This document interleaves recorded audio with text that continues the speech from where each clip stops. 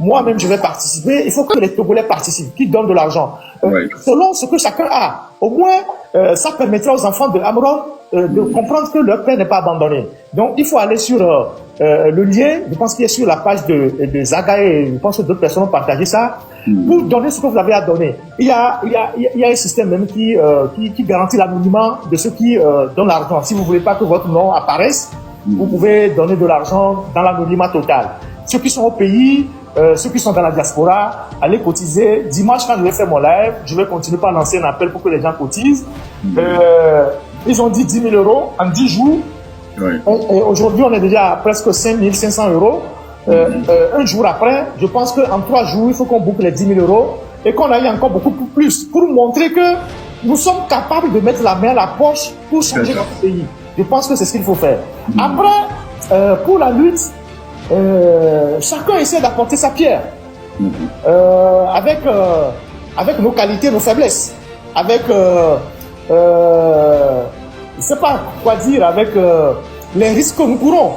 Les risques que nous courons, mais chacun essaie d'apporter sa pierre. Et pour moi, il est important qu'on continue le travail de conscientisation parce que une dictature se construit, se déconstruit.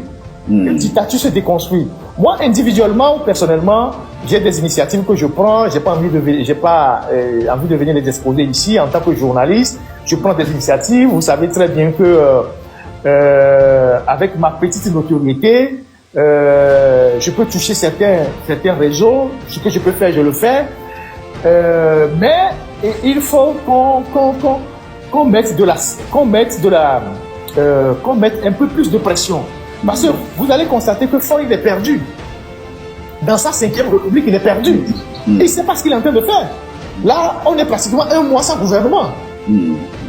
Non seulement on est 1 mois sans gouvernement, j'ai vu la dernière fois dans une décision qu'ils ont signée que sa secrétaire générale, qui était la secrétaire générale de la présidence, est devenue secrétaire générale du Conseil. Sans aucune nomination, la nomme à ce poste-là. Aucun décret.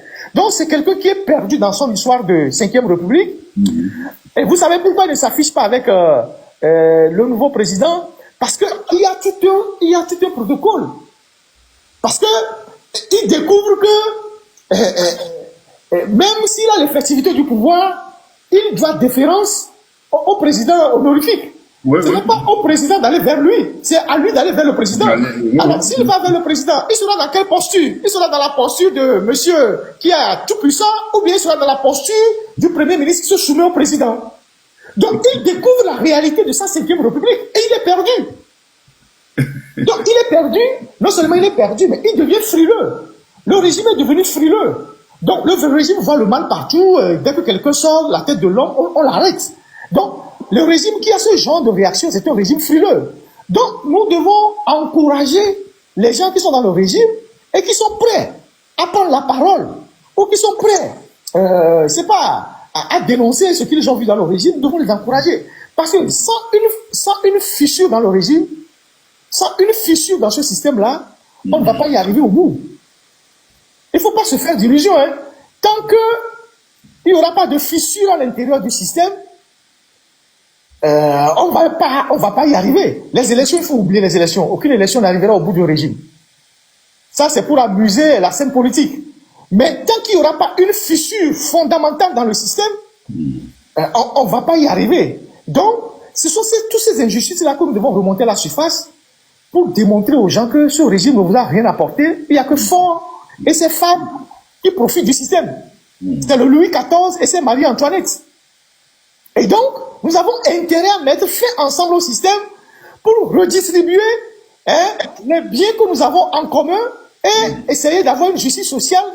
Il n'y aura jamais tout le monde ne sera jamais dans un pays, tout le monde ne sera jamais riche dans un pays, mais il faut faire en sorte que les 40, les riches et les pauvres s'amenuisent pour que chacun, à son niveau, puisse vivre un peu décemment. Donc, moi, je pense que c'est ce travail-là qu'il faut faire. Et le fait qu'aujourd'hui, de plus en plus de Togolais prennent la parole pour exprimer leur colère, c'est déjà une bataille de gagner. Mais c'est là, il faut aller au-delà.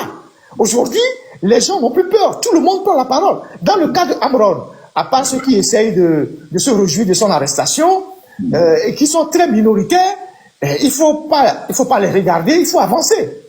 Moi, je dis toujours aux Togolais, quand tu ne partages pas le combat de quelqu'un, si cette personne a des problèmes, si tu ne peux pas l'aider, tais-toi. Tais-toi. Si tu ne peux pas aider quelqu'un qui est dans des problèmes, tais-toi. Ne viens pas justifier les dérives, les arrestations. Ne viens pas faire ça. Parce que ça peut te rattraper demain. Une dictature n'est pas une personne. Et puis demain, ce régime peut basculer à tout moment. Ce régime peut basculer demain à tout moment. Vous qui prenez la défense du régime, qui justifiez les dérives autoritaires, si ce régime bascule, vous allez faire quoi? Ce régime peut basculer à tout moment. Faure Gnassingbé là, Faure Gnassingbé qui ne parle pas là, il est le seul à savoir l'impasse dans laquelle il se trouve. Vous ne comprenez rien. Vous ne savez pas ce qui se passe. Lui seul sait ce qu'il a comme chaleur actuellement. Donc, vous qui venez bomber le cœur sur les réseaux sociaux, mais vous ne savez pas ce qui va se passer demain. On est en train de se battre contre une dictature cinquantenaire. Et demain, quand ce régime va tomber, mais si vous ne faites pas attention, les gens vont verser dans les règlements de compte. Je ne dis pas qu'il faut avoir des règlements de compte, mais les gens risquent de verser dans les règlements de compte. Donc vous qui, pour quelques miettes, en train de prendre la défense de ce régime-là, vous risquez de faire les frais. Quand Bachar al-Assad est parti, il est parti avec qui? Personne. Personne. Il est parti avec sa femme et ses enfants. Faure Gnassingbé, lui, n'a même pas de femme à la maison. Il n'a même pas d'enfant chez lui. Il partira seul. Peut-être avec le pilote de l'hélicoptère. Les autres seront à la merci de tout le monde. Il partira seul. Lui, il n'a même pas de femme à la maison. Il partira seul. Donc, moi, c'est un message que j'envoie aux gens qui soutiennent le régime. Je ne leur demande pas de ne pas soutenir le régime.